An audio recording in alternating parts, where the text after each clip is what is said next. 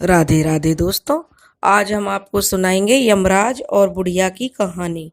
अगर आप हमारे चैनल पर नए हैं तो प्लीज़ हमारे चैनल को लाइक करें, सब्सक्राइब करें और शेयर करना ना भूलें।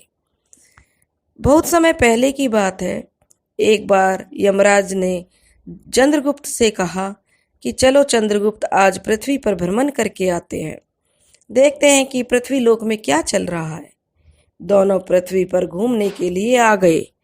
चलते चलते धर्मराज और चंद्रगुप्त को भूख प्यास लगने लगी।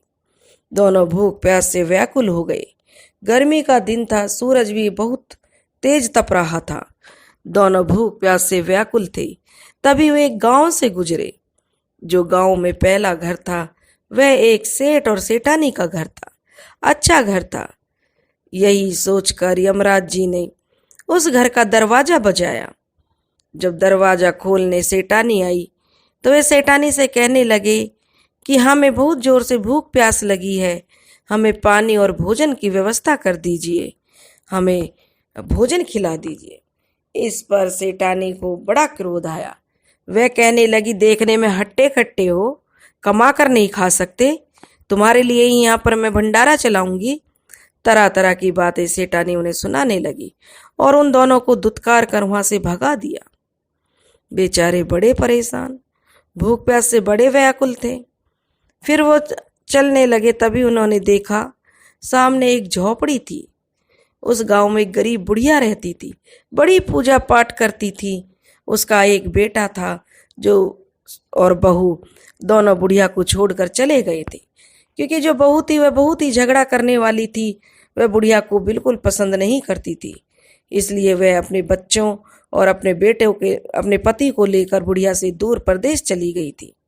बेचारी बुढ़िया बड़ी दुखी रहती थी, इसलिए बुढ़िया अपना पूजा पाठ करती और उसी में अपना समय गुजारती थी। बेचारी बहुत गरीब थी, उसके पास बस एक छोटी सी झोपड़ी थी। उसी में वह जैसे तैसे अपना गुजारा करती और प्रभु के गुण गाती रहती थी। जब यमराज और चंद्रगुप्त जी उधर से गुजरे तो बुढ़िया ने उनको प्रणाम किया और कहने लगी, बताओ महाराज, आपकी क्या सेवा कर सकती हूँ। तब वे चंद्रगुप्त और यमराज जी कहने लगे, बुढ़िया माई, हमारा प्यास और भूख से हम बहुत व्याकुल हो रहे हैं, हमारा मुंह सूखा जा रहा है। अगर आप हमें थोड़ा शीतल जल और भोजन खिला दें तो आपकी बड़ी कृपा होगी। बुढ़िया ने बड़े आदर सत्कार के साथ अपनी छोटी सी झोपड़ी में यमराज और चंद्रगुप्त को बैठाया। वह कहने लगी, भगवान, धर्मराज और चंद्रगुप्त को भोजन कराना तो बड़े सौभाग्य की बात है। उसने दोनों को आसन दिया और बर्तन उठाकर घर के बाहर चल दी। तभी धर्मराज बने और चंद्रगुप्त ने उससे पूछा, बुढ़िया माई, तुम कहाँ जा रही हो।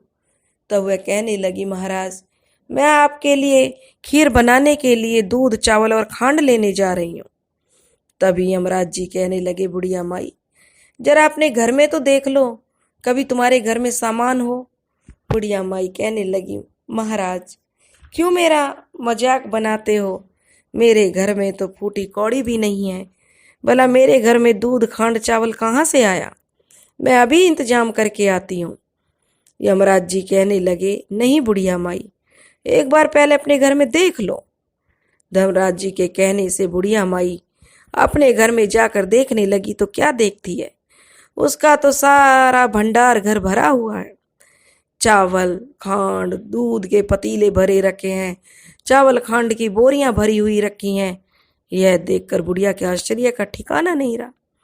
उसने बड़े प्रेम से दूध, खांड, चावल से खीर बनाई और शीतल जल यमराज और चंद्रगुप्त को पिलाया और बड़े प्यार से उन्हें भोजन कराया। उनकी भूख तृप्त हुई। धर्मराज जी बड़े प्रसन्न हुए और वे कहने लगे, बुढ़िया माई, मांग क्या मांगना चाहती है। बुढ़िया माई कहने लगी कि महाराज, मुझे कुछ नहीं चाहिए, मैं तो अपने इसी में खुश हूं कि आप मेरी कुटिया में पधारे, इससे ज्यादा मुझे और क्या चाहिए। धर्मराज जी समझ गए। उन्होंने बुढ़िया माई से कहा, बुढ़िया माई, जरा आंखें बंद करो, क्योंकि वह अपनी दिव्य दृष्टि से जान सकते थे कि बुढ़िया माई अपने बेटा, बहू और पोतों के लिए बहुत रोती थी। बहुत ही उनके लिए तड़पती थी मिलने के लिए। भगवान समझ गए कि इसका दुख तो अब दूर करना ही है। बुढ़िया माई ने दोनों हाथ जोड़ लिए और आंखें बंद कर लीं। जब यमराज जी ने उससे आंखें खोलने के लिए कहा तो क्या देखती है, उसका बेटा, बहू, पोते पोतियां सब उसके सामने है। यह देखकर तो बुढ़िया के आश्चर्य का ठिकाना नहीं रहा। वह यमराज जी के चरणों में गिर गई और कहने लगी, भगवान, आपने तो मेरा सारा दुख दूर कर दिया, लेकिन अब मेरी एक इच्छा और है। धर्मराज जी कहने लगे, बताओ बुढ़िया माई, क्या चाहती हो? वह कहने लगी, भगवान, मेरी छोटी सी झोपड़ी है, मेरा पूरा परिवार इस झोपड़ी में कैसे रहेगा? यमराज जी मुस्कुराए और उन्होंने अपने पैर उस झोपड़ी से छुआ। जैसे उन्होंने अपने पैर को उस झोपड़ी से छुआ, वहां पर सुंदर सा महल बन गया। अब तो बुढ़िया माई बड़ी खुश हुई। अब तो उसके बेटा बहू भी बहुत खुश थे। लेकिन जो खीर बुढ़िया माई ने बनाई थी, वह यमराज और चंद्रगुप्त को खिलाने के बाद उसने अपने बेटा बहू पोते पोतियों को खिलाई, खुद भी खाई, लेकिन फिर भी पतीला भरा हुआ था। वह यमराज जी से कहने लगी, भगवान, मैं इस खीर को पूरे गांव में बांटूंगी, सबको यह प्रसाद खिलाऊंगी। धर्मराज जी तथास्तु कहकर बुढ़िया का सारा दुख हर कर वहां से चले गए। बुढ़िया माई बड़ी खुश थी। बुढ़िया माई ने अब घर घर जाकर खीर बांटना शुरू कर दिया। जब बुढ़िया माई सबसे अंत में उस घर पर पहुंची जो सेठानी का घर था, उसके घर का दरवाजा बजाया और उसे खीर देने के लिए कहा, तो यह देखकर सेठानी उसे ताना मारने लगी, अरे तेरे घर में तो खाने के लिए अन्न का दाना नहीं रहता, कल तक तो तू मांगती फिरती थी, आज तो खीर बांटने वाली कहाँ से बन गई? तब वह बुढ़िया कहने लगी, मैं खीर बांटने वाली कौन होती हूँ? यह तो सब भगवान की कृपा है। मेरे घर यमराज और चंद्रगुप्त जी आए थे, उनकी कृपा से मेरे सारे संकट दूर हो गए। तब वह सेठानी कहने लगी कि अच्छा, अब मेरी समझ में आया, मेरे नसीब का मेरे घर में फाका क्यों पड़ गया है। वह सब तेरे पास चला गया है। धर्मराज जी थे वो, मैं उन्हें पहचान नहीं पाई और मैंने उन्हें दुत्कार कर भगा दिया, इसलिए वे मेरे नसीब का सारा धन दौलत तुझे दे गए हैं। बुढ़िया माई कहने लगी, यह तो मैं नहीं जानती, लेकिन मुझ पर तो यमराज जी की कृपा हुई है। यह सोचकर सेठानी सोचने लगी कि अब उल्टा सल्टा बोलने से काम नहीं चलेगा। अगर अपना घर बचाना है तो यमराज जी से क्षमा मांगनी चाहिए। वह बुढ़िया माई से कहने लगी कि यमराज जी और चंद्रगुप्त जी किधर गए हैं? मैं उनको पहचान नहीं पाई थी और मैंने उनको धुतकार कर भगा दिया था। वे मुझसे खाना और पानी मांग रहे थे।